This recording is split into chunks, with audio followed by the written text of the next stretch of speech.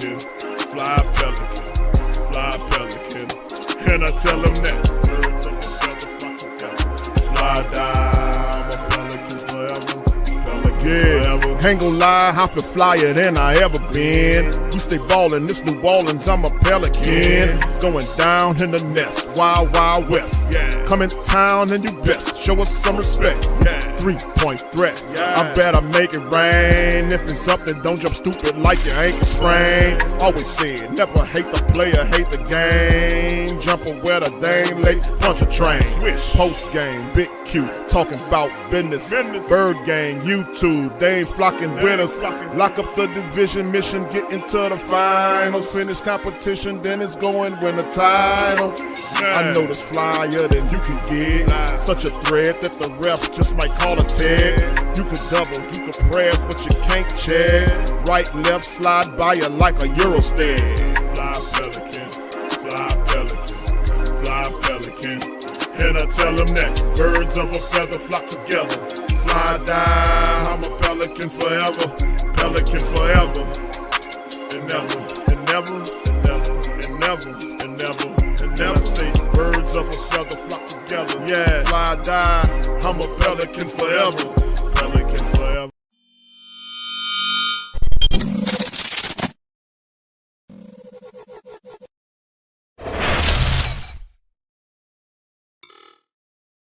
Show us the edge. The chip on the shoulders, the fight and the passion that comes from within. Whoa. Try to win on every level. Yeah. Expectations high. Gotta show them you can fly. Play harder, better, smarter. Baby, put the league on notice. Show me the edge, play with the edge, show me the edge, play with the edge, show me the edge, show me the edge, yeah. Whoa, done seen the walk of shame enough. Wanna see the walk of winning, time to come up and bring out the apple. Don't every play, every possession. How bad you want it, love, do you want it all? This ain't a blood of love, built for something greater. Attacking all obstacles, coming for the ring, my precious. You got the juice, the will, the heart, the fire. Show 'em the proof, show 'em the it shall be done. Show me the edge, yeah, yeah, yeah. Play with the edge, yeah. Show me the edge, yeah.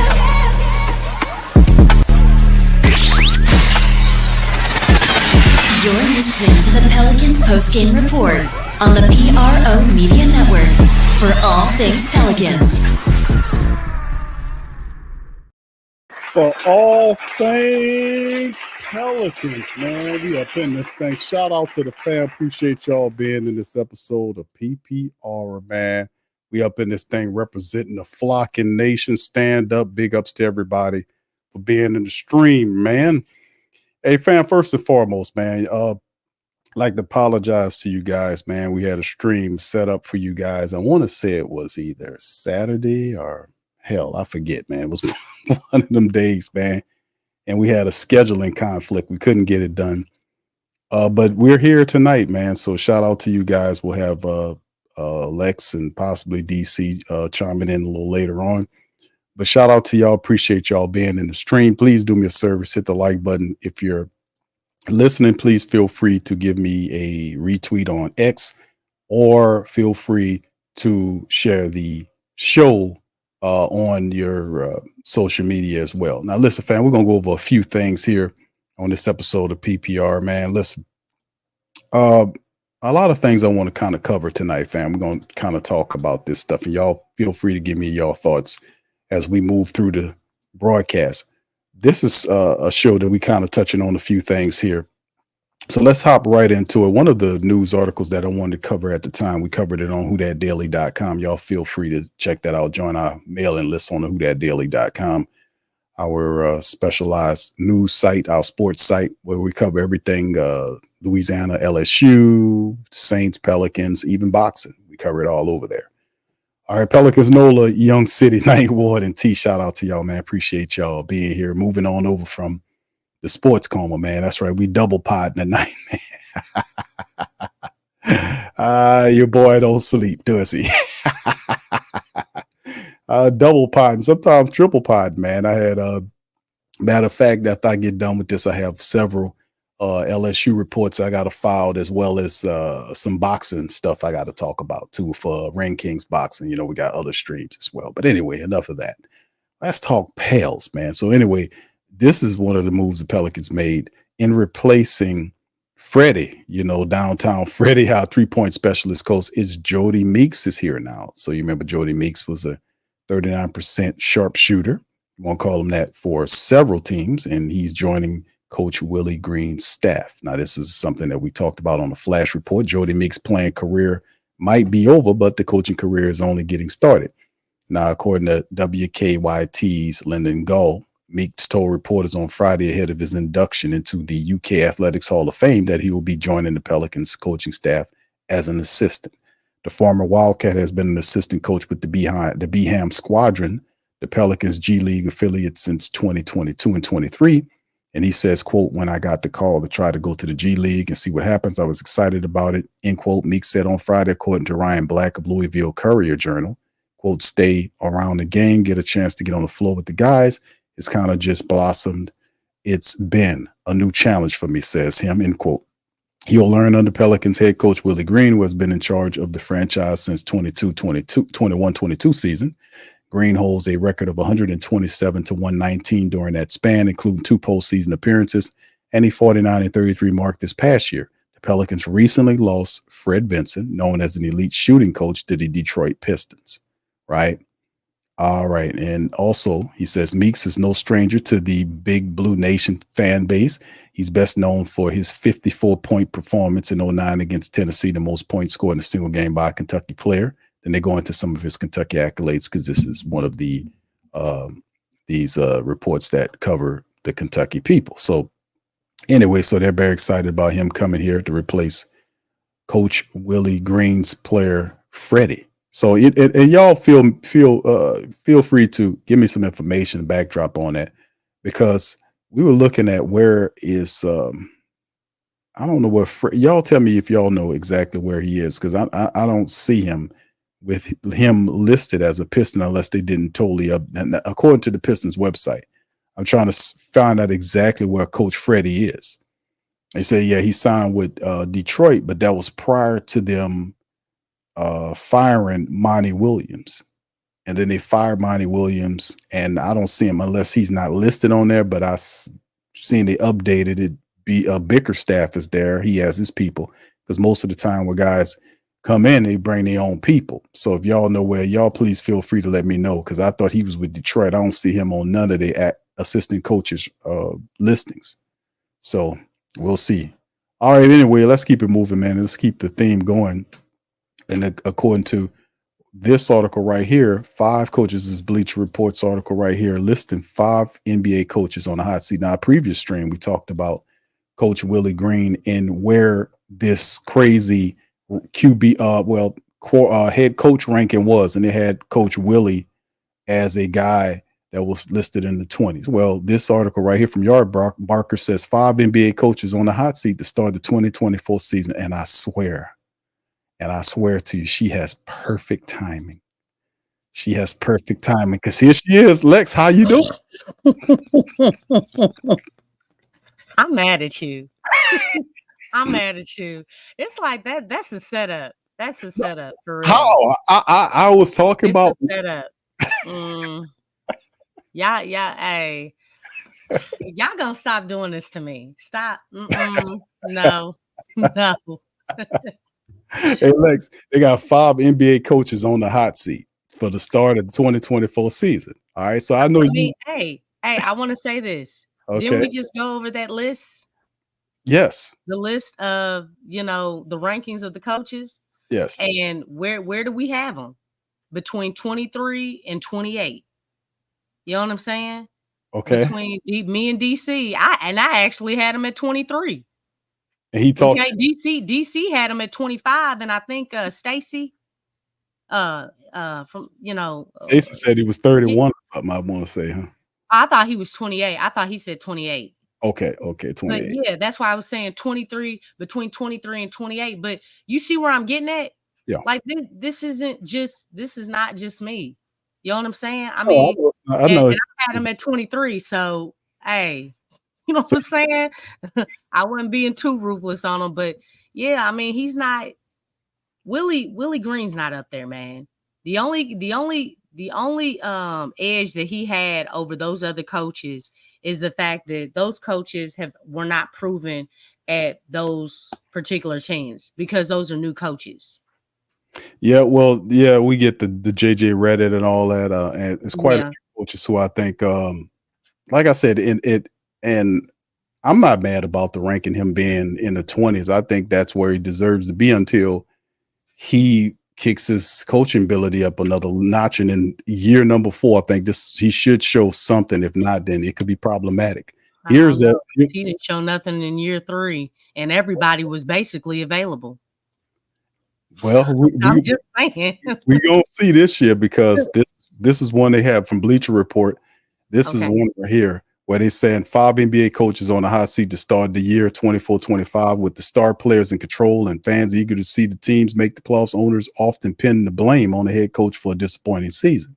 Enter the 24-25 campaign, which begins October the 22nd. A handful of head coaches are already on the hot seat, and a slow start by their team could lead to a firing. Here are 5 of the hottest seats to start off the new year. They got Quinn Snyder in Atlanta. After years as a college coach with Missouri, Snyder built a solid reputation by consistently leading the Jazz to the playoffs. After the team went to a rebuild and Snyder resigned in 22, he landed in Atlanta in the middle of the 22-23 season, replacing a fired Nate McMillan. So far, he's been unable to replicate the success he found in Utah, posting a 46-52 record. So there you go. Atlanta's tumultuous culture and uncertain state of the roster have left Snyder as the one to blame. If Trae Young and the Hawks start poorly, first overall pick Zachary, how you pronounce his name? Rishar? Risasher. Okay, there you go. That's when that French really worked for you.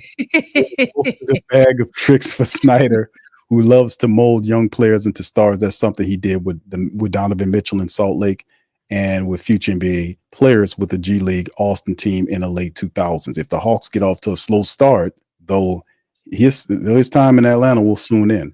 Billy Donovan from Chicago. The Bulls have found themselves in NBA purgatory, never truly contending, but also never awful enough to secure a high draft pick and a chance to land a franchise-altering star. 39-43 and 40-42 the past couple of years. Donovan is 156-162 as the coach of the Bulls. Will be blamed if they falter this season, and ownership wants to spice things up at midseason. It's difficult to say whether Donovan is even that great of an NBA coach, going 243-157 with the Thunder. He has never replicated his college basketball success, 2 national championships at Florida in the NBA. All of his mentors are in the collegiate game, such as St. John's Rick Pitino.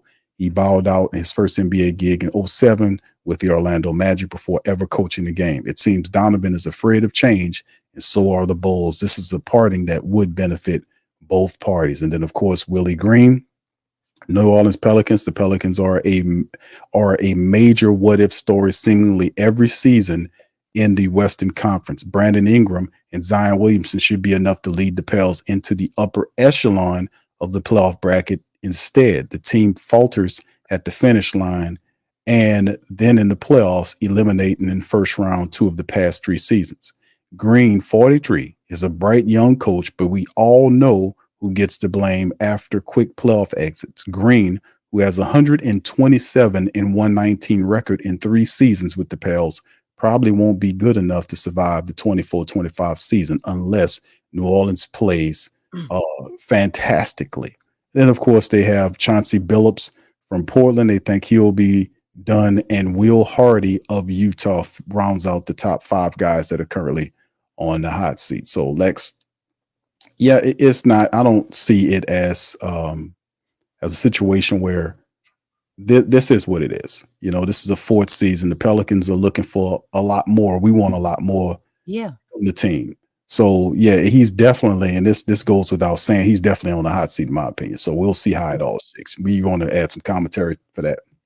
I mean, the team is talented, but there's a lot of flaws in his coaching, and we've been talking about it. Charles, I see what you said there. As far as you're confused on the outlook, as far as with Willie Green, we've actually been talking about this.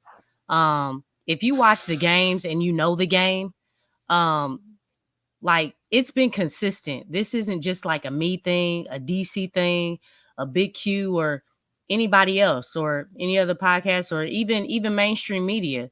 Like he doesn't have it. He has a lot that he needs to work on. This isn't something that's made up. And you can see it even there's a ranking that just came out. They had him at what? They had him at number 20. Yeah, I think he was 23, if I'm not mistaken. In the that was a horrible ranking, though. Yeah, it was. But I mean, the thing is, as far as where he was, I mean, I felt like he should have been like I had him at 23, but I think he might have been at 21. Yeah, it was the CBS ranking. Yeah. Yeah. So I mean, the thing is that even with a talented group, Willie Green has problems when you watch the games, and everybody wants to look at the win percentage for regular season. Hey man, look, I'm not looking at statistics. I'm not looking at what looks good on paper because there's more to the game than what looks good on paper. If you want to take what looks good on paper, let's talk about all those super teams that were put together, but they never won a championship. They look good on paper, but they didn't win. You know, they were expected to win. They had all the MVPs. I mean, you could even look at the Clippers. They had what? They had 3 regular season MVPs on their squad. James Harden, Kawhi Leonard, Russell Westbrook. Yeah. How far did they go? That looks good on paper. You can look at the Lakers team where they had Karl Malone. Okay. They had Gary Payton. They had Shaq. They had Kobe.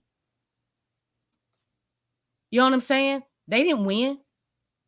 They didn't win that championship. They lost in the finals. Like you can't always go with what looks great on paper. You have to actually know the game and look at the game. And that's what, like, you can tell who can coach well and who can't. Willie Green's adjustments have not been up to par. They haven't been up to par. And you can see it with the decisions. If you watch the details in the game, the small things, the rotations, we talk about the rotations a lot. I've said many a times, Willie Green is out there playing checkers instead of chess. You know what I'm saying? His counter moves are awful. And then he's sticking with something and expecting different results. That's crazy. And for instance, if we need more shooting, you know what he does? He puts more defense out there. If you look at the how he does with the flow and the feel of the game, which is something that you can't teach, you just got to know it. He doesn't have that. It's not natural for him. So those are just a few things that we've talked about in the past, and they scream out like no other. They scream out like no other. If you know the game, you can see these things. You don't have to be a coach. You don't have to be a referee, or you know what I'm saying, or an analyst or a commentator. You don't have to be those things. All you have to do is just know the game. Yeah, that's it just sticks out. Yeah, that's one of the things we do hammer home. I think to be fair, I think my outlook on Willie Green's a lot more optimistic than some people's. Obviously, more so than DC and Lex outlook on him. The thing, and this is, it's not rose-colored glasses with Willie Green. because I don't really do the rose-colored glasses, because I kind of gauge things a little differently. I see it as a challenge for Willie Green. Like, he's never been a head coach, in 4 years, and a head coach in 4 years in the NBA. At some point, you have this team. You have Zion. He's in the best shape of his career. Everything's centered on you. Like, if the team doesn't, if the team fails, he's going to get ran out of here. Not Griffin. It's not going to be the new general manager, because Trajan left to take Detroit. So this, the guy that's here is new. So and there's a reason for that too. Oh yeah, it's definitely the octopus set it up for his perfect. Yeah, he did. So yeah, this and we seen this happening. I said he was going to do this because I know that personality. But in the end, the bottom line about my optimism about Willie Green is because I see it as year 4. This is a year in which he has to show that next level. Like, you get that intelligence where you're supposed to go up a notch or 2 or 3. Now listen, I seen what he did last year. Lex, you're absolutely right. Can't discount your points on that. But the talent of, you mentioned, I've asked the question before to UNDC in prior streams. Well, how was he able to win 49 games? You guys said, and if I'm quoting you guys correctly, you said because of the talent of the team. He was able to beat teams. But in those 49 wins, he was able to beat coaches who people would consider on that poll better than him. Some of those 49 wins came against some of those guys that were ranked higher on that poll. So but it's not just against the Pelicans. You have to look at it as a whole. You know what I'm saying? It's right. Not, and that's the thing. Is if you're just looking at, when the Pelicans face them, like, obviously, I forget his name. He looked like Arthur. What's his name? Head coach of the Kings. Oh, Mike Brown. Yeah, Mike Brown. You look at him. The Pelicans had their number, but we also know that Utah Jazz they had the Pelicans number. If we're basing it based off of just that team going up against the Pelicans, then I guess it makes sense. But you have to look beyond that right there, like in the whole league, not just one team. Okay, yeah, you had the edge over this team. No, it's not just that one team; it's the whole league, and it's like strategy, and it's also strength of schedule.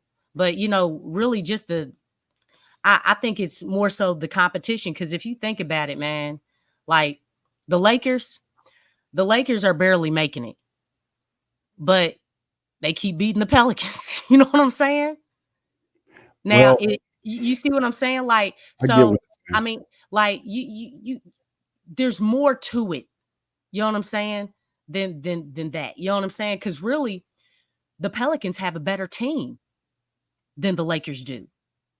They really do. You would have won with LeBron and AD. The Pelicans have a better team. You would have got the Lakers. The difference is that you have a floor general in LeBron James, who is a maestro on that court. You know what I'm saying? That's the difference. You have a guy who he's a front runner. You know what I'm saying? He knows how to win games. He knows how to turn it on. He knows when to take over. You have a guy like that on the floor. And then you have another talent. But as far as role players, Pelicans easily have better role players.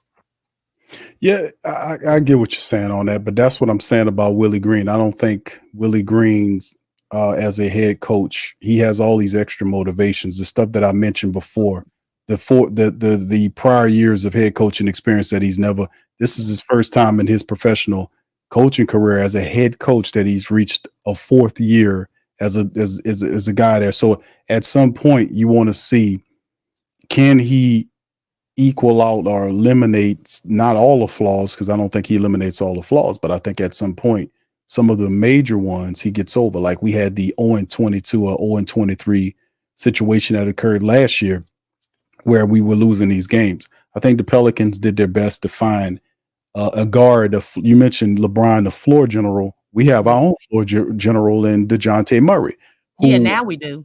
right now. So if, like I said, if we had that last year, and I don't want to go into what if, should have, but that was a big problem that the Pelicans fixed. Now we got a situation that's occurring at the center position. I don't think is as bad as that. I think we can get around that some kind of way with we be able to do something with that. But we do have the talent. I think Willie Green, I want to see if he can make that step. Like, well, a lot of people don't think he can. I want to see, because he has all these motivations. He got the fact that if he doesn't succeed, he's going to definitely get the bows and arrows straight up. And it could, if he underachieves, he could end up getting fired.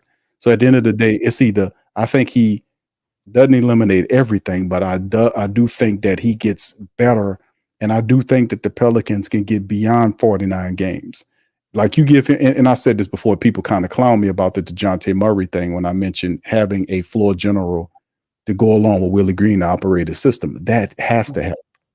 So, that's some of my talks on that. So that's what it is. But yeah, go ahead, Lex. I do want to add, Willie Green has to use his resources.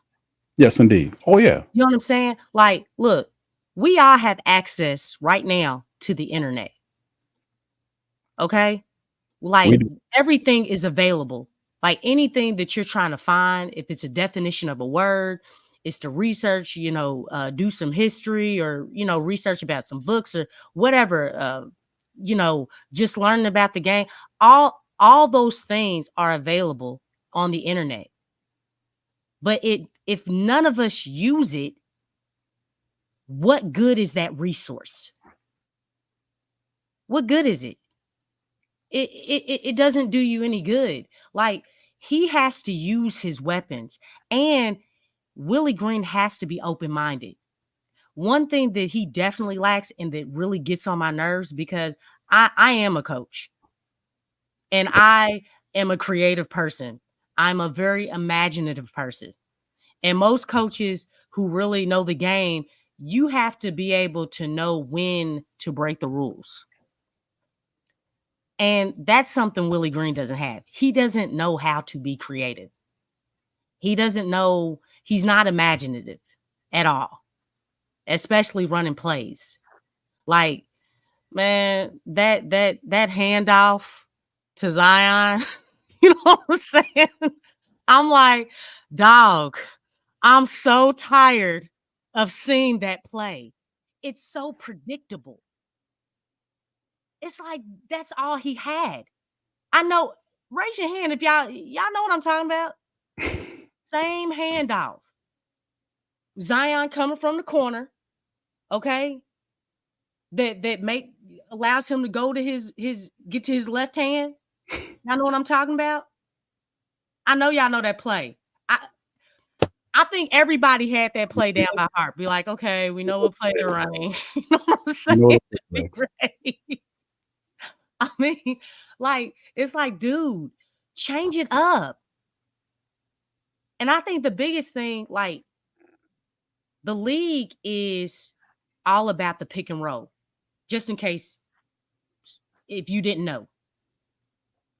The pick and roll is like the number one play that when you put your best players, your two best players in action. Right. How many times do we see that? How many times do we see that? I mean, you know what I'm saying? It was limited, Lex. We didn't see it as much as we would want to see them. I mean, it wasn't consistent. In the pick and roll. I mean, no, it wasn't. That was a problem. And that's really sad. Like, if the league is all about the pick and roll, okay, either the pick and roll, ball movement, or player movement, much like, the Warriors, okay, why are we not using these things? The whole league is doing it. He has and that's the thing we talk about with Willie Green. That has to change, man. And that's what I'm saying. This year is a year where he's facing that pressure. I don't think he stays the same with all that. They don't. I mean, if you look at the Saints side, we was covering that before. You've seen that guy change his offensive coordinator. You got all these different people in here. He's doing different stuff he didn't do before because pressure busts pipes. It forces you out of your comfort zone. Yeah. this is a regular thing that I see all the time. And the only thing that can jolt you out of your comfort zone is the fact that you could be facing uncertainty and be fired. He understands that a lot of people, now the GM not going to tell him that, or you're safe here, but don't start losing these games and start getting into a 10-game losing streak. And you're going to be up out of here because he's not going to protect you. You That guy's can't not be complacent. You have to continue to grow. And I think that's my main thing. Like, and I've said this before, if Willie Green takes one step forward, okay, he finds something that works, but then he goes away from it and never goes back to that. Yeah. That means he's taking 2 steps back. So Right. he's in a worse position. You know what I'm saying? He's backtracked. Like, you see growth, and then in 1 or 2 games, you don't see that forward movement anymore. Yeah. It's like you found something that worked and then you went away from it. I think that's Why are the you doing that? Like, you can't do stuff like that. You have to be willing to grow. And then if something works, keep going to it. that's If it what, ain't broke, don't fix it. that's what my optimism about Willie Green is. Like, he didn't have a floor general like a DeJounte Murray, a guy that's been there, done that, has had a lot of success in the game. And I'm not saying DeJounte's going to, y'all made a joke about it, but I'm saying he has all of these resources. You're talking about resources, right? So he has resources. He have access to a floor general now that should help the flow of his offense. So we might be able to see some of the stuff. He's a chippy guard, so that'll deal with a lot of the toughness issues that we talked about. So you got to have a floor general, a leader on the floor like that, distribute the ball with those chippy attributes. A guy that won't bend and fold, a guy that's been in those pressurized situations. And having that, I feel, will take the Pelicans team, make them play a lot better because they all play together. Because he's like the missing piece right there for the offense, the gaps in between Zion and BI. So that's why I was like, man, this guy has a floor general. He has the pressure of understanding that, hey, man, this is on you. Trajan Langdon is gone, so any non-success won't fall on the Octopus. It'll fall on you. So he's had 3 years of that to have all these screw-ups, and he's not as good as some people saying, but he still got the 49 wins. Is this a fluke, or is he really ascending to be just as competent as guys like Jamal Mosley and all these other guys that caught jobs at the same time as he is? Only time will tell. So either he succeeds or he doesn't. I don't want to get stuck there. Let's pivot and move into the other talking points that we talked about that we wanted to kind of go over. This is one that I want to kind of go over because we could build a whole show around that. Pelican star should be traded according to an NBA writer. And we've covered this ad nausea. Lex, we could talk about it. We mentioned Brandon Ingram trade situation. We know all of the particulars. We done went all around and through the situation. And we also talked about the CJ McCollum situation as well. So it was some, rumor mills that were going on that at the time that the Pelicans were focused on trying to trade BI, and it all came out that what they wanted for him, and some people said the Pelicans was wanting a little bit too much, and then the news came out that BI wanted to, the big bucks and all this kind of stuff that people wasn't willing to pay him, and then there was the CJ McCollum chip. Okay, since we can't move him, can we move CJ? Then it also came out that there wasn't really a market for CJ McCollum because at this point of his career, even though he's shooting the ball really well, he did some positive things offensively speaking. The contract of 2 years with CJ McCollum is a very unattractive contract. So it's very unattractive. So it looks better when you get closer to the trade deadline because, it then turns into something else. You got him on this year. That year's almost, and one more year left on this deal. So it looks a little bit better for the following year. But a lot of people anticipating that. It was the talking points about him making too much money. Matter of fact, credit to DC, who said that while he was plucking his guitar, that he believed that that CJ McCollum is too pricey to pay the sixth position. So let's address that. Let's talk about the BI stuff. Let's mention the CJ trade piece, and also the idea about CJ is being too expensive to be a sixth man. Let's talk about that. Okay. I mean, it's real. When you look at CJ CJ does not have the greatest speed. Okay. He's a liability on defense, especially in the playoffs. I've been saying this, but OKC hunted him. They did. In that OKC, I mean, every single player, they were looking for that matchup with him. I mean, if you go back and look at it, I mean, it just screams out, and it's like, wow, this is crazy. And it worked. It really worked. But he's a liability on defense. He's not athletic. His true position is the 2 guard. He's a true 2. CJ in this system, and I say this system because it worked with Portland, but in this system, it's not working. He's not a combo guard. He's not the type of guard who can play the point and be the 2 guard. No, he's strictly a 2 guard. Okay. And then CJ, he has moments where he dribbles too much.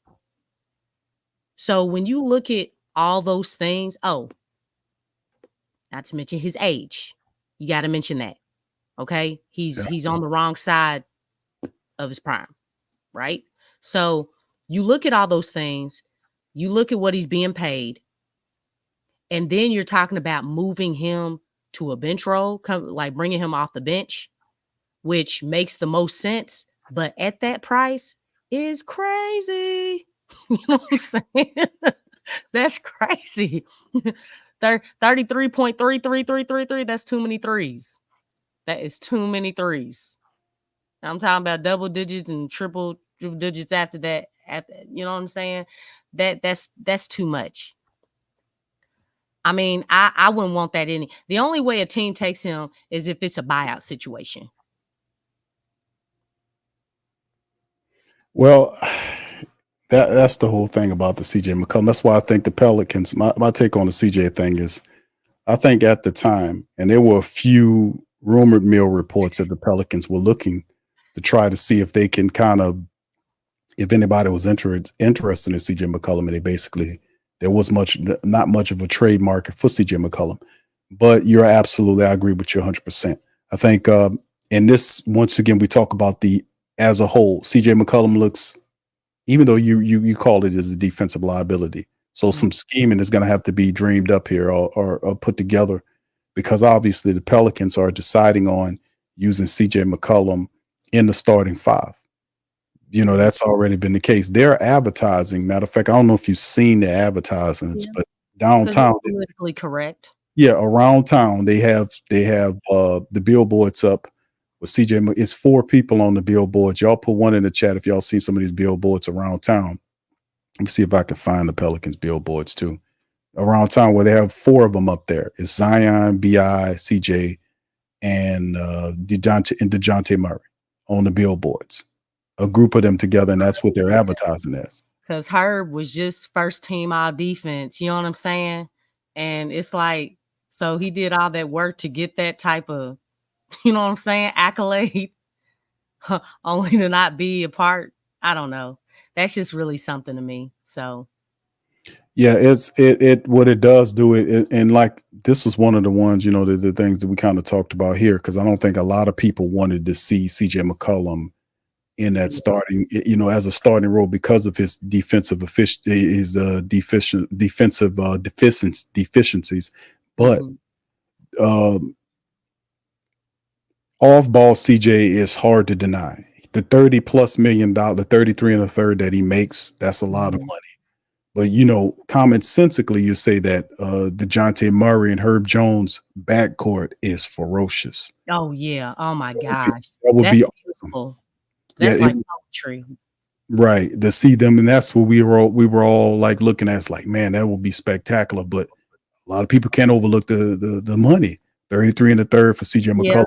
And that's why I said it's politically correct. Sticking with CJ in the starting lineup as well as BI, you know what I'm saying? Because obviously you gotta move him. He's still trying to get paid. Right. So the thing is, though, what comes into play is, are CJ and Brandon in the foreseeable future? And see, that's the question that you have to ask, because what are you all doing here? And this is the part where we talk about the vision. What direction are the Pelicans going in? Because if you look at the grand scheme of things, CJ and Brandon don't fit. They don't fit. I mean, how much longer does CJ have? And then with Brandon, again, Pelicans are not trying to pay him that. It doesn't make sense to pay him that. I mean, and we've gone over that. So the thing is, with all this stuff happening, how does this affect Trey Murphy with his extension? You know what I'm saying? Because we know that Murphy fits better with Zion. Murphy does not have a problem shooting threes. You know what I'm saying? I mean, he's a sniper. Mm-hmm. Got Herb.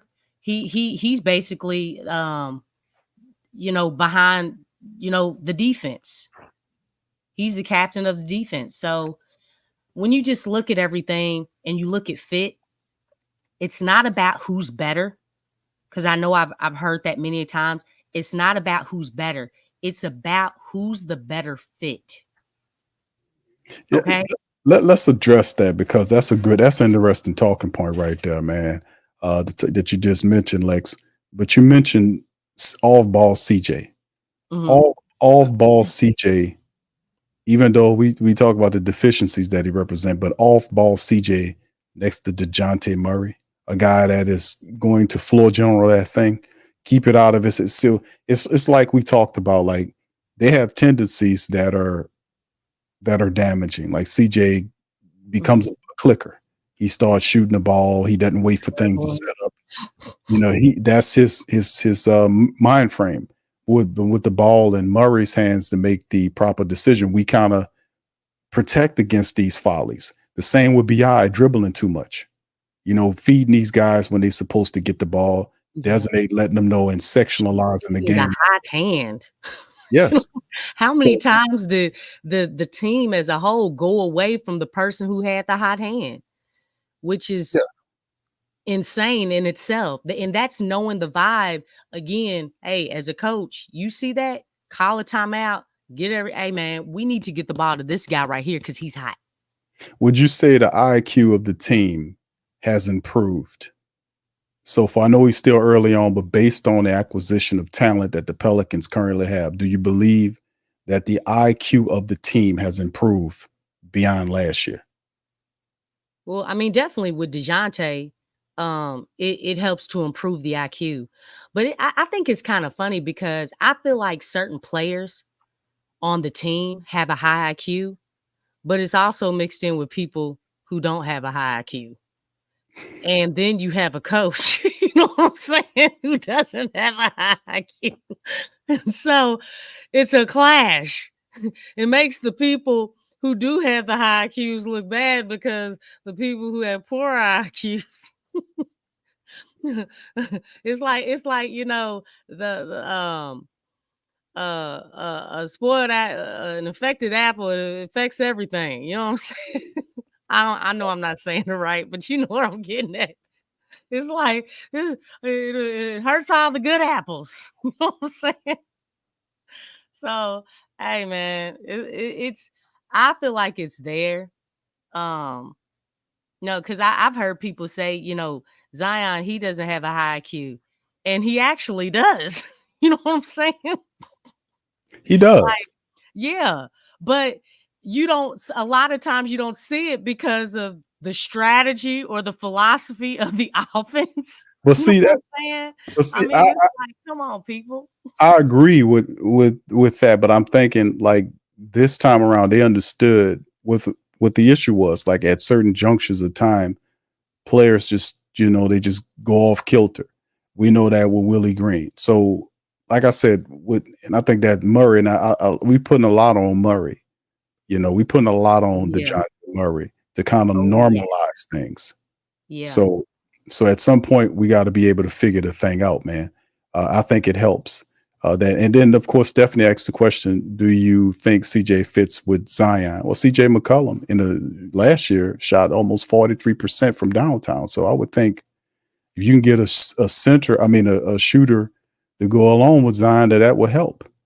So yeah, I definitely like off ball CJ. I like him in that role. He's awesome in that role. But we know the defensive liabilities that'll just have to be worked on. All right, we have DC chiming in all the way from the island. DC, welcome to the stream. Appreciate you for joining, sir. How are you doing tonight? I'm doing okay, man. It's rough out here in the island of New Orleans. With the Saints losing the way they did, man. It's a tough Sunday. I hear you, DC. Appreciate you stopping by, sir. Much love to you. Got people bouncing up and down on patios, and it's collapsing and stuff out there, man. It's crazy. Yeah, it's kind of terrible, bro. It's crazy out here, man. They need to fortify that damn patio. Yeah. What's up, Lex? What's going on with you? I'm chilling. All right. We got DC in the building here, as you can hear. DC, appreciate you. You got great internet service tonight, it appears, brother. And, I always have excellent internet service. And let me just say that he is fashionably late. I have several personal hotspots. Speak you. Do you now? Okay, all right. I don't even need a modem to be here. Okay, there you go. Okay, you getting your technology together. All right, DC, credit to you, brother. Appreciate you, brother. So, am I on time or I'm too late? You said I'm fashionably late, so I must ain't miss a lot, huh? Well, you missed a lot, bro. We already 46 minutes. We did a whole lot of stuff in this small amount of time. We 46 minutes into the show, brother. You talking about I almost ain't miss a lot. Oh, brother, come on now. You missed quite a bit, but that's all right, DC. We won't be mad at you as long as at the end of the show you play your guitar for us. All right, so anyway, I wouldn't give a shit if you're mad or not. Then in that case, all right. So you still gonna play that goddamn guitar though? Yeah. All right, so, let's keep it moving. Say, bro, you got rid of your pistol after we got DeJounte Murray, man. You had to throw that pistol away, man. You ain't scared of nobody. I still got that pistol. DC, what you talking about, bro? We still got that pistol. Man, you supposed to be to throw that in the river somewhere, bro. They gonna be looking for that. We already talked about your favorite guy, DC. You gonna be brought up on charges when the season starts. You just watch. First of all, it wasn't a dirty pistol, and he didn't use it. Okay, so he need to throw it away. Man, them people is gonna file an armed robbery charge, bro, halfway through the season. DC, you kind of dropping some game on yourself, brother. Man, hey, look, I'm just letting you know, man. DC come from straight out that movie shot us, man. You're supposed to discard that dirty pistol. Hey, it ain't been 15 years, man. The statute of limitation is still up, Q. Let's see. DC is a shotter, man. DC, the number one top shotter, man. There you go, DC. So anyway, man, let's keep it pushing, man. DC on board. All right, anyway, DC. What up, family? What's happening? Let's see everybody. And welcome back. Better late than never. Yeah, that's right, bro. DC, Willie Green. What's the contract on the patio? All right, so anyway, let's keep it pushing, man, because we were talking about the CJ McCollum thing. We were talking about the CJ McCollum non-trade, the BI situation, and Lex was kind of. I got one question for you, bro. Before we get serious, we had a brief intermission, man. You know, what you said to bring you some levity. Levity. I got a question for you, Q. We right in the middle of. I was monologuing here trying to set up the next segment. Go ahead, DC. You got it, brother. You got it. I know your persona right now is Q, but you used to go as John Legend. Was you at a Diddy party? I just want to know. Who is John Legend? Go ahead, you can clear the air right now, man. Rated PG, okay. Dude, I didn't ask what happened at the Diddy party, Lex. I just wanted to know if you was there or not. You just said the name. Hey, what are you talking about, John? I'm Mark Jackson and John Legend now? That's the game now? That's the joke now? What you talking about? I was Mark Jackson and John Legend. Man, according to you, we just ordinary people, baby. We just ordinary people. DC. What's up? Well, why don't you let everybody see you? You know what I'm saying? Nah, they ain't ready for all this, Lex. Come on, come on. Let's keep it pushing. One love, man. One love. They want to see the start of the One Love Month. DC stopped the whole damn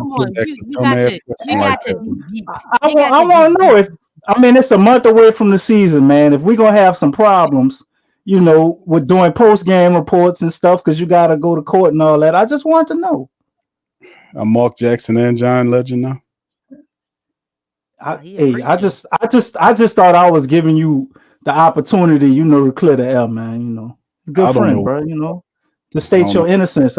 I'm a little nervous now by your non-answer. By Molly's I don't know what you're talking about, brother. I gotta wait till the list come out, man. I don't know how much I can hang with you till they drop the list, man. Hey, all right. This is a premiere like type thing, like months down the road. They want to see you, man. Come on. What's up? Probably see what? Get some autographs and pictures with you and stuff. What you talking about? Got a celebrity in the building. we sure do. Play the piano for him, Q. Damn guitar. He take a picture with his guitar on his back like a nomad. Alpha's trying to sing a little something, Big Q. You're just ordinary people. That's right, Lex. Inspiring. I don't know what you guys are talking about, and I'm going to move forward. That's all right, brother. Just take it slow. All right, take it slow. Take it slow. Thank you, DC. All right, this time we'll take it slow. It's all right. DC, can we pod now? Can we pod now? Can we pod now? I'm sorry, bro. You 40-something minutes late, then you jump in here with a dumb question like that. You stop all the shit. Oh my goodness! I think that was a very good question. That was a dumbass question. It was stupid. That was a great question. Well, let's keep it going, man. All right, so anyway, we let's pivot into some of these questions before we get ready to end the stream, fam. These are some of the questions now. Shout out to Lex, man. These are some of the questions, really good questions by Lex that she posed. She said, and these, I want y'all to answer some of these questions in the chat too, fam. What is the mentality of every or what is the mentality of the coaching staff coming into the season as well as the players? What should be the mentality of the coaching staff and the players coming into 24-25 season? DC, since you got a big yap, won't you get us jumped off first? Wait, hold up. What? What? Got a Y'all big need yap. to stop with these triggers. Yeah. You know what I'm saying? These instigating words. Big yap. I'm John Legend. Look, that's how we go off That's into coming from Bob Marley's son over there. He called me. That is some 1971 ass slang, bro. Big yap. What are you talking about, man? We're in 2024, bro. It's an American word, DC. I know you might not understand that, but you got the floor, brother. Go ahead. You think you're in some type of pimp movie? You got a big yap over there, man. This dude here, man. Hey, DC, you should do some voiceovers. That was you got a big yap over there. Y'all answer the question because we want to know y'all's thoughts as well. All right, all right, let me stop playing around. In all seriousness, man, I think the Pelicans, this is a make or break year for their mentality. Like, they have to attack this. Yeah, 504. That's what he's trying to do. That's exactly what he's trying to do. It took him a long time to come up with that one. He was real proud. Well, honestly, 504 code. I wanted to let him live. You know, I know he didn't want to be famous and stuff for that, so I just was leaving that one alone. You know, I'm gonna do a little Mark Jackson thing. I ain't want to expose who he really was. But when the Diddy stuff came out, man, I got nervous, man. I thought maybe I don't know my partner. We want to keep this PG. Heard she was at a few Diddy parties, man. We got kids up in the stream. You got to expose the truth, you know. Not just adults. That ain't me, brother. I leave it alone if you wasn't there. You know, I never out your alias again. But it's up right now. But anyway. Yes. Addiction, but go on. Far as the Pels, though, man, they have to be on their toes. This is a make or break year for this roster. Depending on how they handle everything, the guys on this team, you know, may or may not be back. If somebody like, let's say CJ, for instance, who's is in constant trade talks right now, but he has a chance to kind of still be it. Trey wants big money, right? Herb's pretty much untouchable. Herb kind of, the way he carries himself is kind of the leader of the team, with BI taking a backseat. Zion has to prove he can be that option to carry team. We all believe he can, and I'm sure he can, but he hasn't proven it over the whole 70 games of a season. Willie Green, we're constantly here talking about his coaching strategies and critiquing him. You have a guy like James Borregos, who will either be trying to take Willie Green's spot or trying to get another coaching job. Everybody has some type of incentive going into this next offseason. So they can't come in this year lollygagging around, just taking stuff easy. Oh, it's not a big deal. A lot of things on the line for a lot of different players. So I think the mentality has to be serious, focused, and locked in. And I think for some part, I'm pretty sure we'll see that. But as we've seen with this team, you can see that at moments, and then on another moment-to-moment basis, it disappears, and they get lackadaisical and just kind of wishy-washy. Like, do they really care about winning? And then they come out and show you they do. But there's times when you question that. I think at least to start the season, they're going to come out playing with, what's your favorite word in that song, Lex? Edge. Mm-hmm. You better speak. Because they have to. They have to. Their back is kind of against the wall. Everybody has something to prove. DeJounte Murray has to prove that he is that version that you saw in a small sample size of the end of the Atlanta game, right? CJ McCullough's got to prove he can still play going well into his 30s. I said Zion going over people again, but you guys get the point. Shit, somebody got to step up and prove they can be a starting center. So we have at every turn something that needs to be proven, and things are kind of up in the air. Trey Murphy wants to be a starter. Well, he's going to get to kind of audition in that role and prove that he can continue to grow. Herb wants to be a mainstay in the starting lineup, I'm sure. So he has to prove that he's added something else to his game over the offseason. Hopefully he just got bigger, got better at rebounding and defending centers, because rather see him in the center spot than Zion, right? So I think they will come out with a very focused mentality and a lot of energy to start the season. Lex, what you think? The mentality should definitely be like, I think the biggest thing, you got to have a chip on your shoulder. Got to have a chip on your shoulder. There's been a lot of there was a lot of embarrassing moments on last season as far as play, the way that the team was playing. And really, it's like the chip on the shoulder has to be real, and it has to be consistent. I think the identity of the team, it was too up and down. There wasn't a strong identity of the team. Zion taking a back seat, you know what I'm saying? Then they turning it around, giving Zion the ball. Willie Green telling, CJ, he's got to take over, which is just weird to me. Like, things like that cannot happen this year.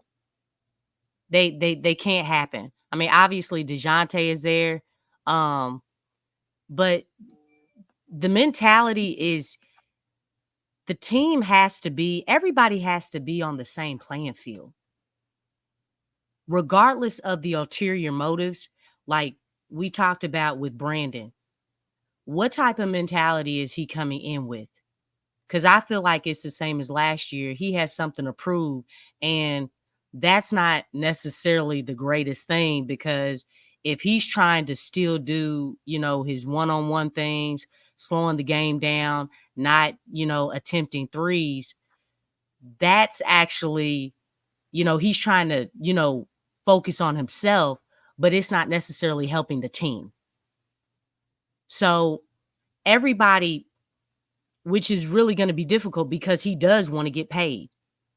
And whether he does, or whether he thinks he can, or whether he, does or not, it's like, how is that going to affect everything else on the team? Because obviously, if the team is not winning, which that should be, that's what the foundation of everything should be, is winning. But obviously, everybody is not going to have that. I mean, there's just different ulterior motives. Somebody mentioned Jayhawk. You know what I'm saying? Like when you look at Jayhawk and Jose,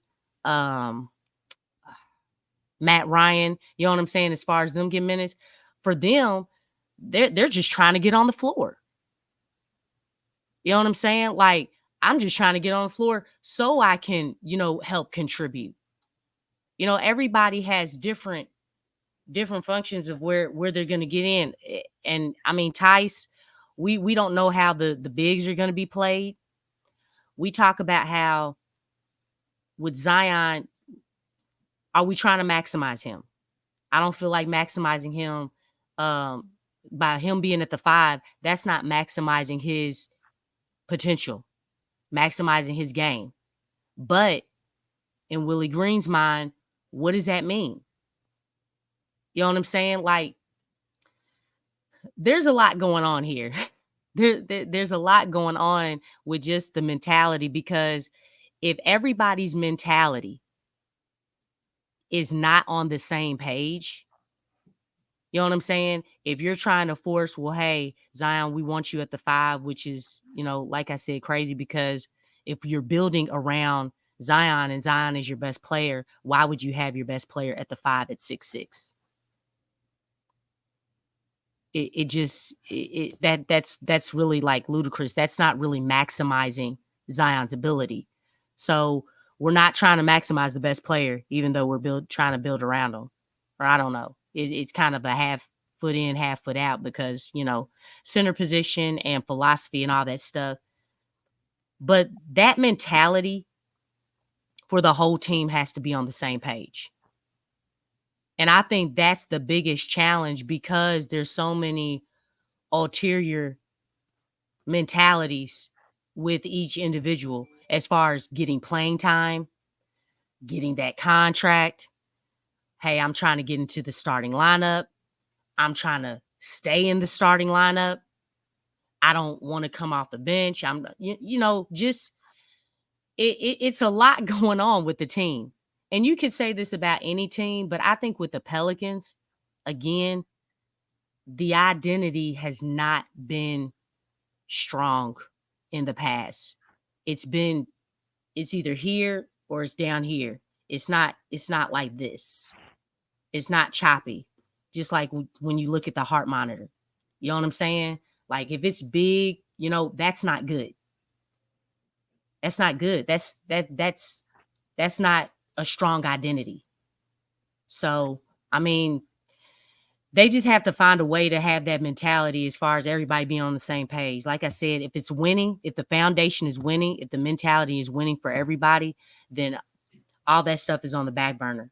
But if it's not, all it takes is one person. Look, I'm trying to get my bag, you know what I'm saying? It throws a wrench in the whole mentality of the team. So it's pretty serious, man. And same thing with the coaching staff. Knowing your personnel, knowing where to place players and all that stuff. All that stuff is gonna matter. So it's gonna be interesting once training camp comes. And training camp starts in a week, I do believe. Yes, it's up on us, man. We're here. We're here. We got to get it now. A couple of other things to talk about, fam. The acquisition or the signing of Elfrid Payton and Izaiah, what's the brother name? Brockington. Izaiah Brockington. What's the thought process on that? What do y'all guys think about the getting Elfrid Payton back, bringing him and Izaiah here to compete into the preseason with y'all? I mean, in the training camp, what y'all guys think about? I think it's good competition, and I actually like the idea of them bringing my brother from Gretna there. You know what I'm saying? Elfrid Payton is a solid point guard, man. I mean, your brother from Gretna. I said our brother. Oh, okay, my bad. He's from the city. God damn. He's from Gretna. Just looking for something. How far is Gretna from the Smoothie King Arena, Q? DC, keep it pushing. 5 miles. Let's keep Calm down, bro. What's wrong with you? Who's also from Gretna? I know you on edge, bro. You got a lot of pressure on you right now. I understand. That's a heck of a name right there. But chill out. This is a moment where this is a safe place. You can relax. But I think him being in training camp, right, shows that the Pelicans are finally addressing the issue that we ain't had a point guard for a while. Jose, yeah, I consider him a point guard. You got Elfrid going in training camp, and now you got DeJounte Murray. So I think by him coming, they want to give maybe a slightly different look to the offense, possibly, if they add another point guard to come in for training camp. I don't see him making the team, but I do see him as a true point guard that maybe can help implement some of the different things that they're going to implement. Because, you got DeJounte Murray, man. We have to have the ball in his hands more if we're smart. We can't continue to play offense the way we did, last year. It has to be some different wrinkles to it with him coming in. So I think that's all it is. And Izaiah Brockington, he's a guy that's just been around the team that they trust to show up, handle his business, and give the guys some good work. He's been on the squadron, doing his thing, man, and trying to earn that opportunity. So they're giving him a chance to come into camp and, see what he got. I'm pretty sure they have some things that he does well that maybe they feel like can challenge the defense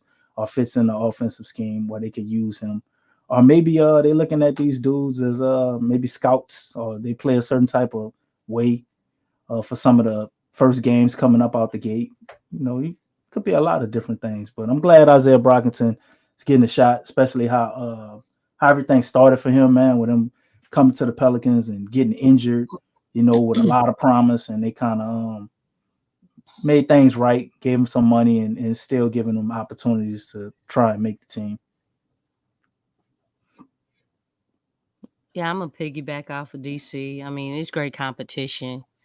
He's a vet. He's seen a lot. It'll definitely keep the guards and wing play on their toes. Because obviously, it's not like another big came in and they competing for the starting 5 position. So, it's good stuff, and glad for Brockington. I think that's just a goodwill type thing right there, like DC said, coming off of his injury. But it's great that these guys are getting the opportunity. You never know what guys can give you. His last spot was Orlando, right? Elfrid Payton. No, wait. Oh, my bad. I don't remember him in Phoenix. I don't think. The Mad. He was I think some G League team, the Mad Ants, I want to say. Oh, okay. Yeah, I don't. Let me ask you this: what really stuck out to you all about Elfrid Payton's game? To me, he was like he's like a solid. His head was sticking out. What? He's like a solid point guard, man. He did like all the little things, nothing flashy, but he was a gamer to me, man. He just found a way to make an impact on the game, whether that be rebounding or getting some untimely points, even though he's not really a scorer. He's just like a traditional kind of throwback point guard to me. Okay. And he was think good down here. Yeah, he had a string of 5 games straight with triple doubles. Like he was pretty solid. I think if he had got a proper opportunity around some good players, Elfrid Payton might still be a starter in the league. I don't say him as like no all-star level guy or nothing, but he was solid. He played solid defense. Everybody, look, he was solid. He wasn't his worst attribute to him is he wasn't a good shooter. That was the worst attribute about him. Oh, well, I was about to ask about that. No, that's why he's not. That's why he's not around.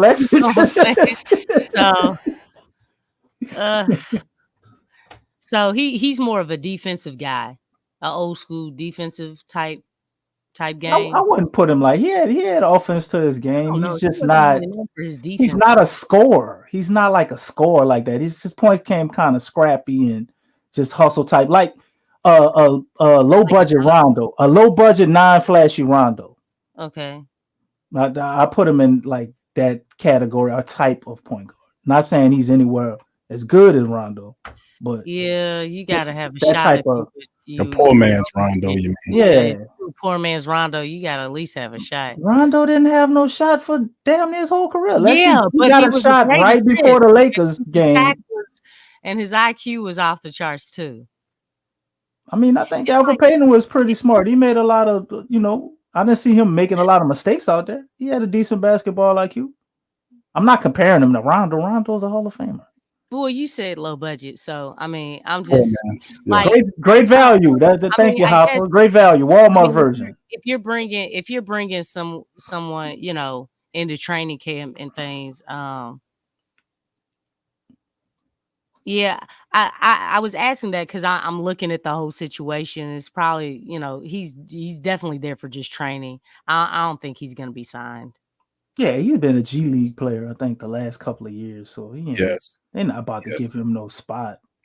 I don't think, unless he just, blows them away or something. But yeah, he's just there to help with training camp, basically. And get a paycheck. Congratulations to him. Yeah, look, can I come to training camp? For real? Look, I'll go in there and get for the what is it, like 3 to 4 weeks? Yeah, you gonna get about $100,000? Yeah, just sign me up. Look, I want to help. Man, what y'all need me to do, man? I want to help too. Shoot, you want to help Slim? What about you, Hoffa? All right, I got one more question before we end the stream, and this is a good one from Lex. She says, "Will the Pelicans make more moves before the season starts, or is the door completely closed?"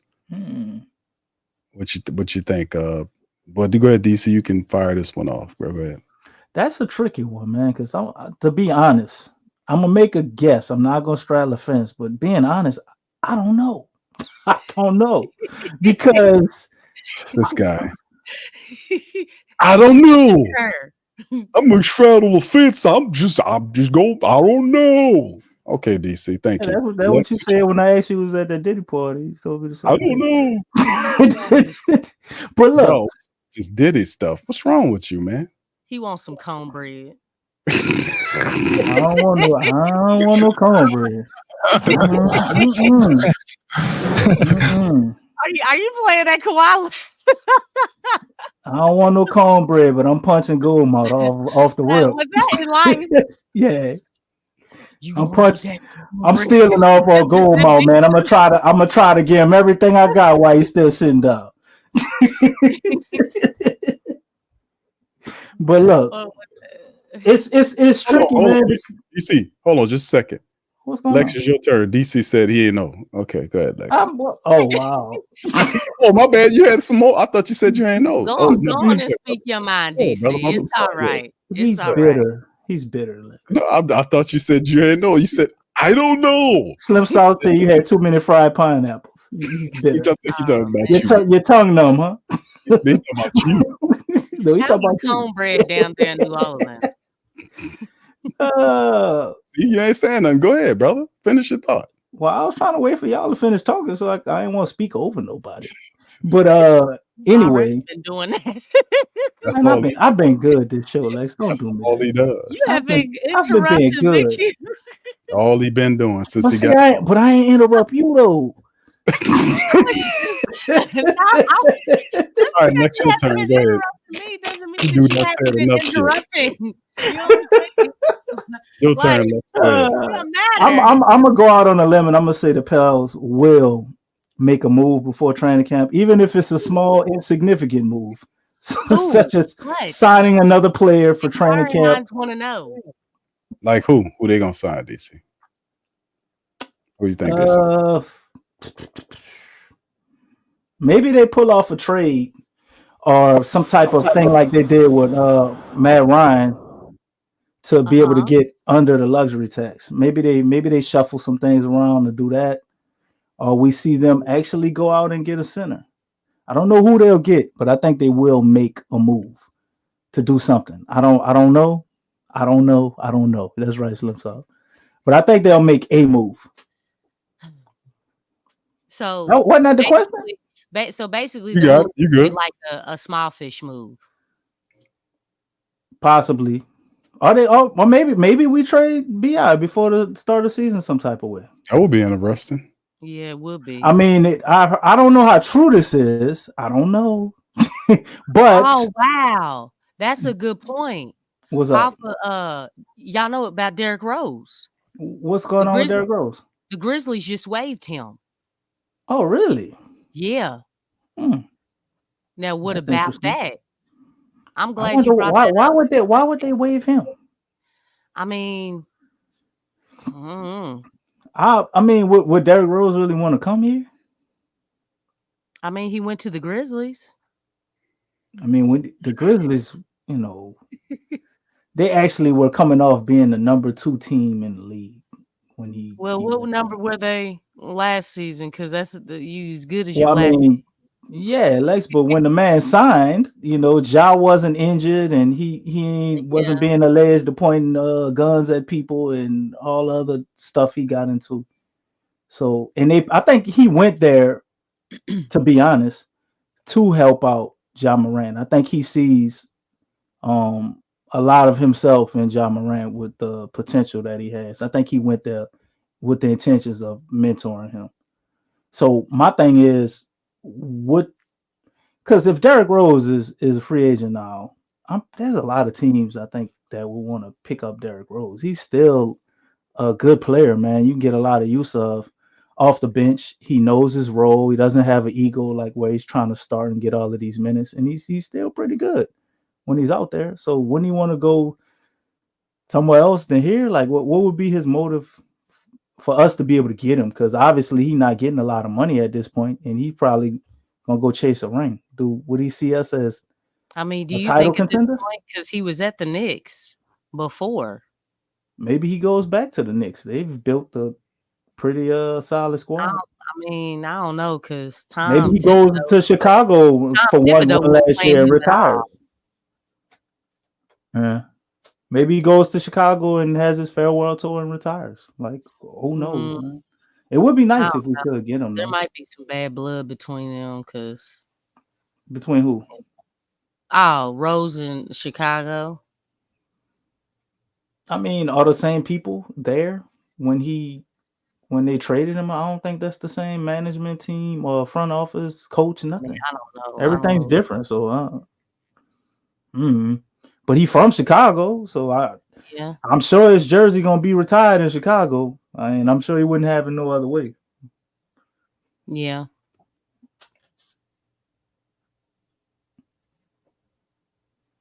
All right, so Derrick Rose is the suggestion. That'd be interesting, man. I mean, he killed us for many years. I like it. Yeah, he killed us for many years, man. But who would, if hypothetically, if we did get him, who's getting bumped out of the rotation for Derrick Rose?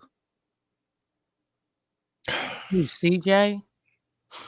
Come on, Lex. Nah. Hey, the price works. The price. The only one you could see that happening to would be Jose, wouldn't it? I mean, Jose Alvarado, whatever minutes he has, I guess. I don't think you could take Jose out the rotation. No, with Willie Green. With Derrick Rose, a healthy Derrick Rose.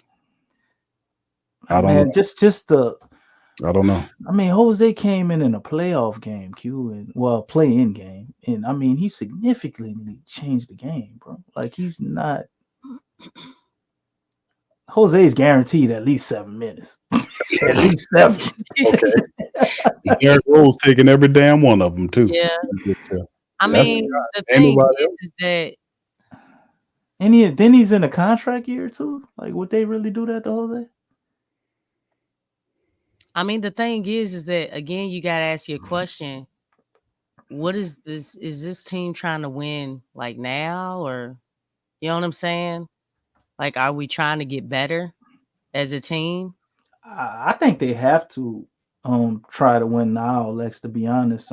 David Griffin is kind of getting up to the point where, if they have a failure of a season this year, even though Miss Benson might not be thinking about that now, I think the national media will start to put the pressure on them, because with everything we have over here, you can't continue to have these flunders and blunders at the end of the season every year. So they have to try to win now. Yeah. And I like to ask that question a lot because, and then you have to look at the grand scheme as far as with the West, how the West has improved. Like we're asking, are the Pelicans in a win now situation? Are they thinking in a win now situation? And the West has beefed up. Like you have Memphis coming back with all their starters, everybody healthy because they had a down year. You know what I'm saying? Obviously you look at the Spurs, they got Harrison Barnes and Chris Paul. You know what I'm saying? And we've seen wherever Chris Paul goes, how much a team has improved. Just like when he went to OKC. You know what I'm saying? The Rockets. So and then OKC, they've beefed up. They've beefed up a whole lot. And they were already solid. So now you bring in Hartenstein and I forget the other dude's name, but just came from Chicago in the Giddey trade. The ball eagle. Yeah. Yeah. Yeah. He's kind of like their Derek White. You know what I'm saying? They really added some great pieces to their roster. And then obviously, you look at the Lakers and Houston, they really started to come alive at the end of the season. I'm pretty sure that they're going to be very extra motivated on this season. I don't think it'll be too much, but I just know this one thing with the Pelicans, regardless of their regular season, wins and all that stuff, and Willie Green improving his win percentage every single year. The truth of the matter is that this team has been a borderline playing team.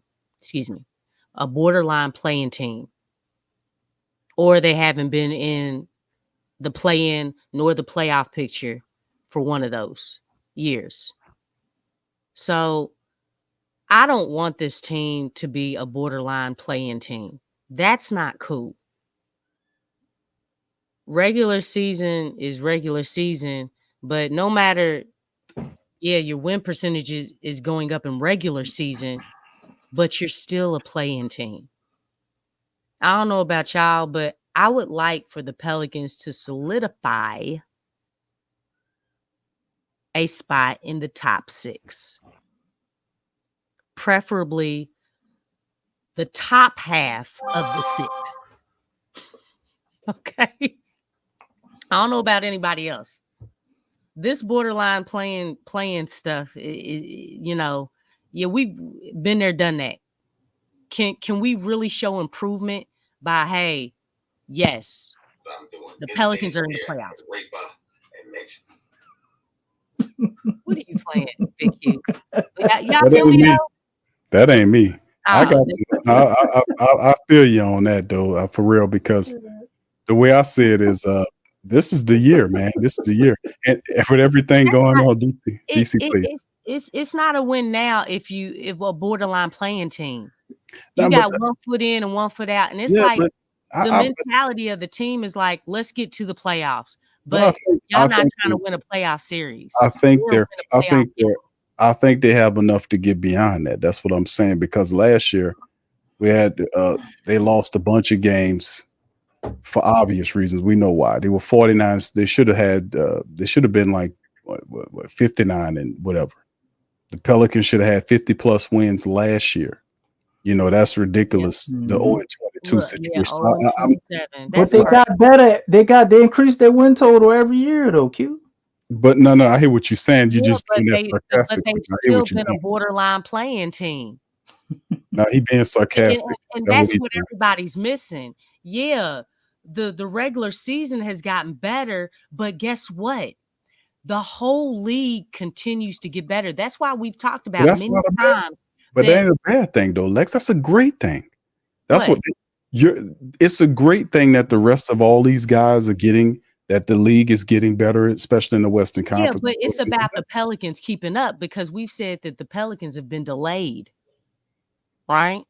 Yeah, but I'm saying all of that, it's a culmination from what we've seen last year into now. A lot of this was based on the fact that Zion Williamson health situation. Remember, that's a key component of the Pelicans. If Zion Williamson is healthy, they beat the Lakers. They beat the Lakers in that playing game. Some of these other games, like we lost Zion for some time, we lost BI for some time last year. We had some stuff going on, and he still was able to win 49 games. It wasn't Willie Green's best. I guess it was his best coaching job up to date. It was able to get 49 wins. Then you give him a floor general point guard that can help him out with his system and make sure things get where they're supposed to. I think they finally culminated enough to be able to be considered one of the top 5 teams competing with, because you're gonna have to prove it in the Southwest. You got Dallas there that was in the finals. You have my goodness. Memphis, you have, and that's San Antonio. You can throw them out, man. You know, we ain't worried about no San Antonio, man. At the end, I know, but still, actually, talking, sir. But all I'm saying is that I'm just saying I'm a little worried about San Antonio. Bro, come on, 1,000 gigawatts, bro. You stop. Did you see that, Marty? We have 1,000 gigawatts. Don't you see? This we have our very own Wembanyama. Do you see this? This is Greg Popovich. He's an alien, I tell you, an alien. That's Greg Popovich going over a plan for Zion. That's what it is. You can see he's quite worried right there. But realistically, though, Big Q, what does Willie Green look like going over his plan to stop Wembanyama? Bro, listen, man, we're gonna be all right, bro. Come on. I think this is. I'm just saying, man. I think that the Spurs we can't take them lightly. We can't take anybody lightly. I'm saying, listen, people have said that got to play with an edge and come with a chip on their shoulder, because they've gotten too much disrespect. Well, let me ask you this, Lex. Man. I mean, it's like, and it's been piling up. You talk about, did they get tougher? Big Q, this all people hope. Did they get tougher? I mean, they got tougher with definitely with DeJounte. I mean, they didn't finish, but the thing is that Lex, I want to try to keep you to yes or no answers right here, because I'm trying to prove it. But there's more. Look, okay, open-ended answers. No, it's not open-ended. It's the question is a yes or no. Did the Pelicans get really a yes or no type thing? Did the Pelicans overall IQ wise get more intelligent as a basketball team? Yes or no? No. Okay, at least he's obviously out of his mind. You still have bad eggs, though. Now, we're saying we never figured out how to win in the fourth quarter. It didn't get any better. What are you talking about? I'm talking about IQ. We're not talking about that, bro. It takes IQ to win in the fourth quarter. Yes. Yes. The thing is, based on who you got. Our biggest hole, we never fixed all year, Q. All right, remember when I said a lot of things are still unclear? Things are still unclear. Yes, you raise your IQ with DeJounte, but it's not just him. It's not just him. It's the team as a whole that has to come up. It's just like the mentality. It's just like the identity. Everybody has to do their part, right? Yes. And it's the sum of the parts that make the whole. Proximity. Yes. In the art term, okay? Everybody has to do their part. Everybody has to do their part. If everybody's not doing the part, then there's a wrench thrown in the IQ. Even with that one IQ, one person can make all the bad apples, and that's what I'm saying. And DeJounte said that too. It has to be everybody. Mm-hmm. It does. Check this out, Q. What if somebody got a great idea and everybody, we need to do this and do that, and then nobody don't listen? I'm with Lexxah on this one, man. You don't think James Borrego was saying something? Basically, what he's saying is, I don't want to listen again. then we got to get BI up out of here, man. If you don't want to listen, he'll probably be on the bench. Listen, well, David Griffin ain't giving BI up for a bag of peanuts because apparently that's what everybody's offering right now. I mean, so he gonna poison. That's that you gray. He'll do it, Q. Man, listen, man. He'll do it. He'll trade CJ McCullough before he trade BI if he can't get the right deal. Listen, and then let me tell you something. It's going to be interesting to see the personality of the team as well, because we still got some laid back people on the team. You know what I'm saying?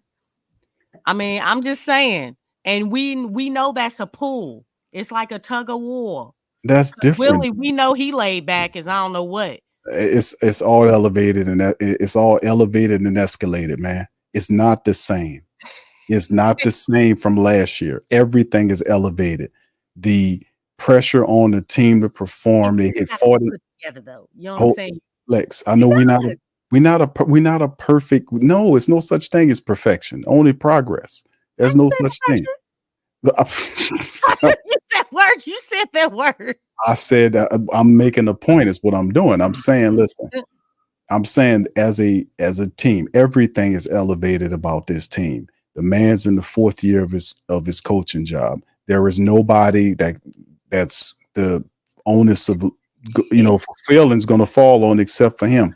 It's already understood that he has to do a much better job as a coach. Yeah, he has to. He has a floor general. Presser. But I'm just saying, listen, I get that, but I'm saying you got a floor general. He never had that before, like a point guard that can run his system to a T. He has that. He has Zion, who's healthy and in the best shape of his professional basketball career. He has that. You got a Brandon Ingram who has a point to prove. I don't think BI poisons his food here. I think BI comes in and he becomes a professional. I don't think he poisons his food right here. What if he just go out and get buckets and say the hell with everybody else and make himself look good? Can I finish my point, sir? Can I finish before you interrupt me? I know that's a foreign concept, but I'm just saying, bro. I know it's a foreign concept, but please work with me here in America.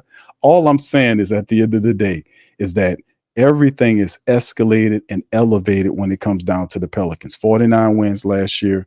They won't be on. We know that they've been a play-in team. That has to all change, and that falls on Willie. So being that as it may, all of this other stuff about him just staying the same, I can't buy that because all of the other circumstances around him has changed. He either performs, he either coaches, or he gets fired. That's the feeling on it. They know it. We said it prior to the articles being written about Willie Green being on the hot seat. Despite this secret extension, man, listen. When Trajan left, we know who the crosses was on. It wasn't on the octopus, and that's how he set it up. Yeah, it's on Willie. He tried 3 times to leave every single season. He finally got the hell out. But that's what I'm saying. The onus is on Willie Green to take this team to the next level as a coach. He got 49 wins last year as a head coach, and you guys saying that was off the talent of the team. So regardless or not, with that and everything that I just talked about, I think that the Pelicans can do it. They have a super talented team. We got a situation at the center position. I'm not really that enthused about Zion playing the 5, to be honest with you. Wait, hold up. When is it confirmed that Zion's playing the 5? Last I heard, everybody's saying that because everybody knows how Willie Green thinks. Come back to America, DC, and just you hear what I'm saying, brother. Just if you know how Willie Green thinks, you would understand. As a big man, and but you would understand that Junior Robinson Earl is going to be playing some 5 minutes if you understood how Willie Green thinks. Why are people thinking it's going to be Zion? Well, it's going to be Junior Robinson Earl. He's going to throw Herb out there. Green had him playing at the 5. What about the reports of Tice playing at the 15-20 minutes at the Tice going to play. Everybody going to look. You going to come in? Are you 6'8"? Or you're over 6'8"? No, you can't play. With small ball. You gotta wait till somebody get hurt if you over 6'8". You gotta wait. Everybody play center gonna be 6'8". He ain't gonna put nobody under 6'8". I'm real. I'm not gonna sit and say he changes everything, but I'm saying in many respects that a lot of the things that he was comfortable and stubborn with doing last year, that shit ain't gonna. He coming up out of that comfort zone. What the fuck? He coming up out. He's been stubborn for 3 years and he's still been stubborn. What are you talking about? You're not listening to what I'm saying. You're not listening. You're drinking. DC, you're drinking Your pineapple juice is spiked. You're not listening to what I'm saying. I'm telling you that in the fourth year with the pressures on, nobody behaves the same with the pressure on them and their jobs on the line. They coming up out of that comfort zone. You know that, and I know that. What you talking about? Even Dennis Allen is way more stubborn than Willie Green is, and he came up out of that comfort zone. We know. Hold up. My man Pelicans Nola saying he said it was on the news that Zion will be playing at the 5. You be playing some 5. You'll be playing some 5. Oh, I gotta look this up. What? Yeah, go ahead. We had a report on this today. I missed. GC, get on your Jamaican internet.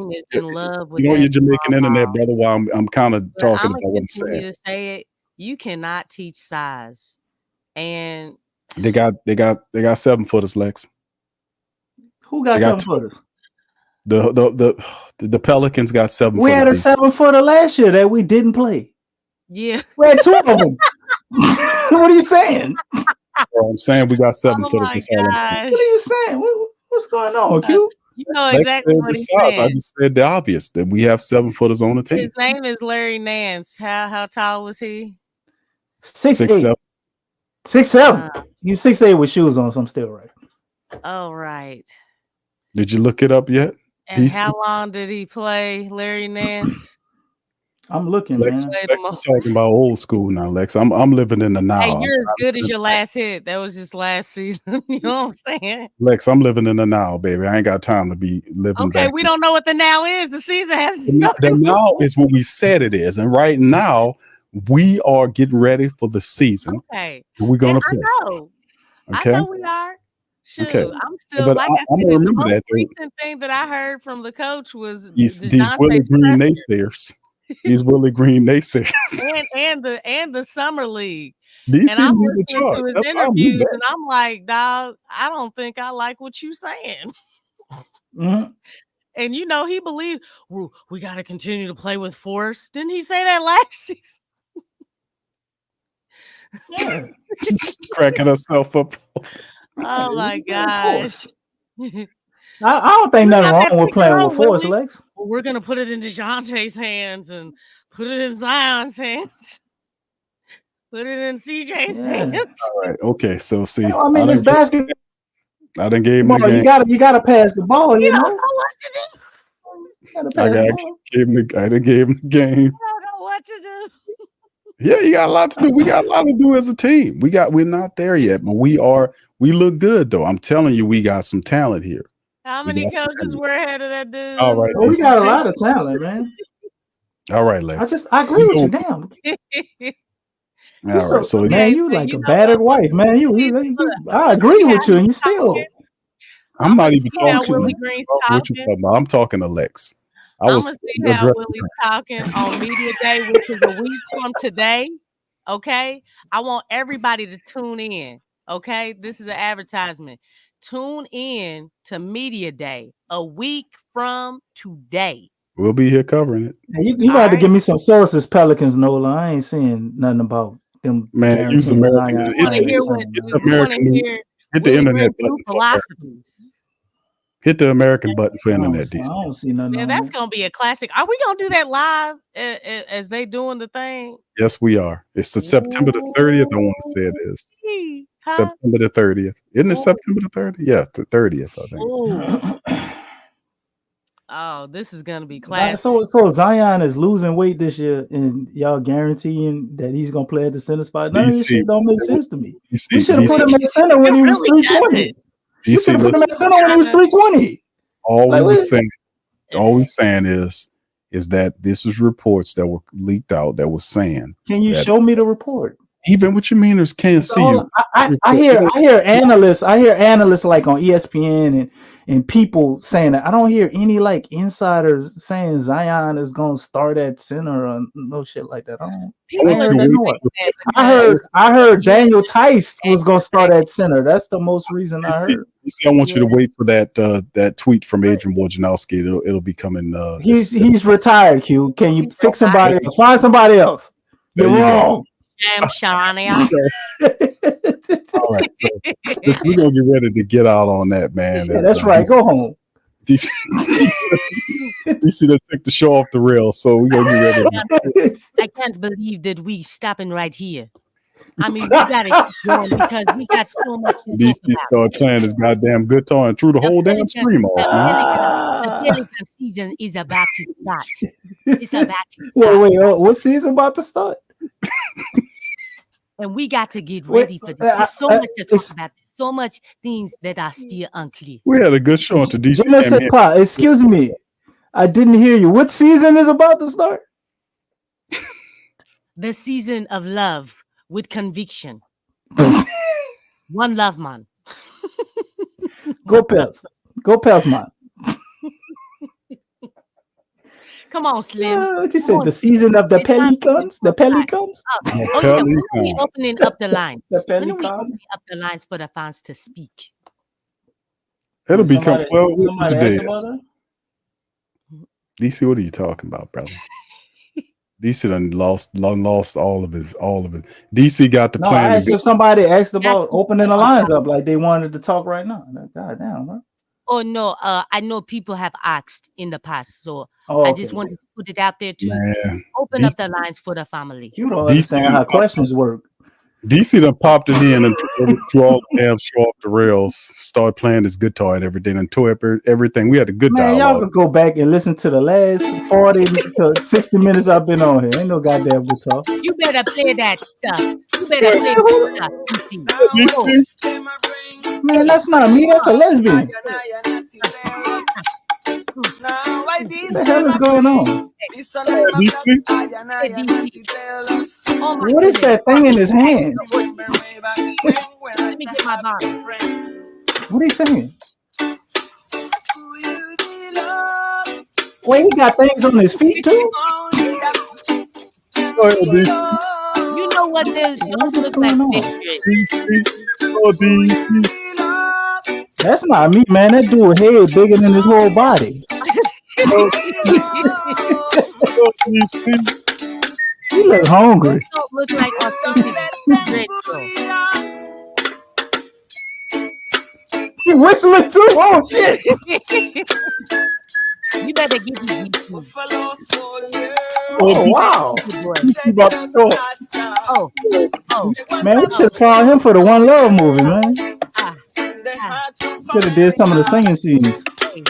hey. That's the same guitar DC got, but Dude, that is not a guitar. That is some type of contraption or invention that man made. Oh my goodness. He start whistling and shit. That boy got he got instruments on his feet, on the bottom of his pinky. DC tapping his Man, man. that can't be. I could never do that shit. That's the same guitar DC got. Slim Saucy got spoons on his toes. That's the same guitar. I felt that in my spirit. Man, what is that? What he got, like a buffalo bone or something right there that he hitting the thing with? I don't know. That You shit? tell me where you got that shit from, bro. That is spoons. I would love to hear the remix. You gonna put Lex on the remix. Put AD do that. Put Lex on the remix. Oh man, that's pretty funny. That was pretty funny. Yeah, Right. All right. So anyway, I'm gonna leave y'all with that, man. Since DC took the show off the rails, I had to show you one of his performances there. I hope y'all enjoyed that. Shout out to DC. We can't get an encore. You got. I'm gonna go pay for the copyright stuff so I can play one of your performances. I don't want to get no strikes on YouTube. You was out there making big money on that damn piano. You got to play that. Play your song. We just ordinary. Can you play one of your songs? Can we play? That's not your song.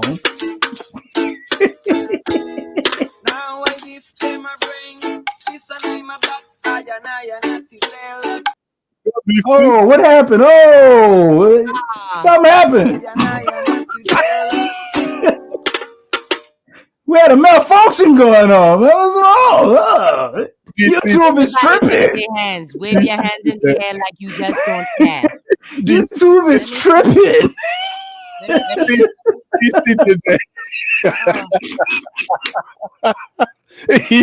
Goddamn, I asked for one of your songs. I asked for this shit again.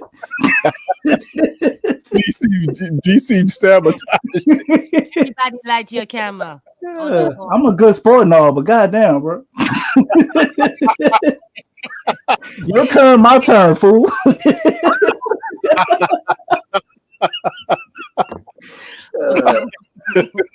All right, we going, man. That's enough, man. But holla at y'all on the next one, man. Much love and go Pels, baby. Show us the edge, the chip on the shoulders, the fight and the passion that comes from within.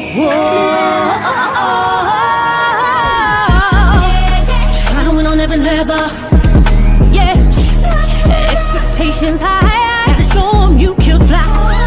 Play harder, better, smarter, baby. Put the league on notice. Show me the edge, yeah. Play with the edge, yeah. Show me the edge, yeah. Play with the edge, yeah. Show me the edge, yeah. Show me the edge, yeah, yeah. Whoa, done seen the walk of shame enough. Wanna see the walk of winning time to come up and bring out the outcome. Don't every play, every possession. How bad you want it, love, do you want it all? This ain't a blood of love, built for something greater. Attacking all obstacles, coming for the ring, my precious. You got the juice, the will, the heart, the fire. Show 'em the proof, show 'em that it shall be done. Show me the edge, yeah, yeah, yeah. Play with the edge, yeah. Show me the edge, yeah.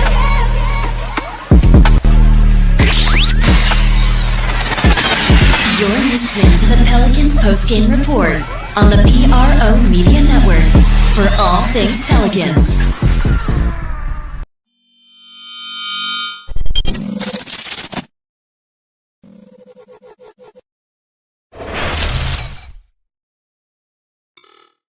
TheWhoThatDaily.com. That's right, TheWhoThatDaily.com. Your one-stop shop for everything New Orleans Saints, New Orleans Pelicans, LSU Tigers, even the top flight boxing. So if you're a Who That and you're looking for a place to stay up on your team, TheWhoThatDaily.com is your site. TheWhoThatDaily.com for the sport Who That in all of us. That's right, the Pro Shop is the platform store where you can go and buy all the latest merch to support the platform. Available at the Pro Shops, we have dozens of hundreds of products available for you and your family. Unisex tees for men and women, hoodies and sweatshirts, tank tops, kids and baby items, long sleeve tees, mugs, pillows, wall art, bath bedding, face masks, phone cases, stickers, bags, fanny packs, socks, hats, and many other items. Please feel free to check out the Pro Shops. The link is in the description section below. And remember, it helps the platform continue to grow. Check out the Pro Shop and Who That too.